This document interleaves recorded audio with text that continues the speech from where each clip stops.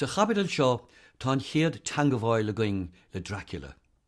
Canagan Seán arcar an doras, tag an Dracula amach, dinta corsís Dracula, ach is mina fós an corsís a dhéantar cúpla leanach in Íosan, mar se leanas. Bhí aig chumasach chromógach srón hanaí, drún an drochadige, agus a gá foláire nós stúa ghoris. Éadan ag éirí a bhfuil bean chabar os ciúna aig, fult tuv a bhaithis, ach bigán gán timpeall na nisinaí. Gá bhalla chas bhungacha a bhí córach beagnach os ciúna sráinige. Béal morsanta mí chrócarach a bhacha mé a réchama, faoi mohol cruméil a bhí agus star íocle gala géara ag cléan amach ann. Deireg an rois sna beolige, córa beochta a baitleat, a bhar a bhí amach sna blianta.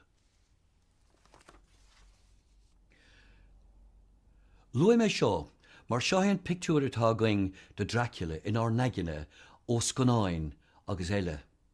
Ach, tá cóirí eile ann, ná fuil an cuisleán ná Dracula do réir a dúiriske. Tuigtar dó nach bhfuil éon duine a freastal san áit, agus gúil sé githe ina éonar an támar fad. Tugann sé féin ar a chomá gúil seomraí eile go léir fé glas. Mar sin héin tá muíige as Dracula, treéis an tail duine uasal Dracula agus tá córáití brethe sí bhíalta a ggé leis I do sach. In Íosan tar líon achtere bheog eile dó a chuireann mearil sa bhreiséir agus a chuireann leis an tanas. Is álaigh bhfuil sé á bhera féin in sa seomra atáige, agus leas á bhaintige as scaháin beag atáige ina fóca.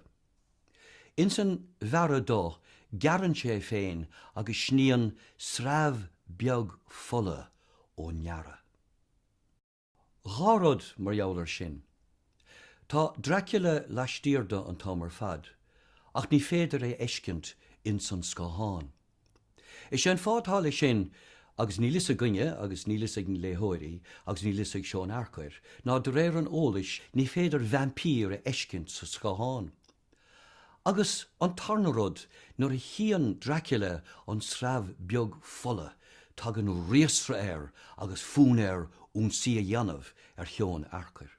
Ní léir de Seán cad is bríle seo, ach beg á nochta do réir a chéile.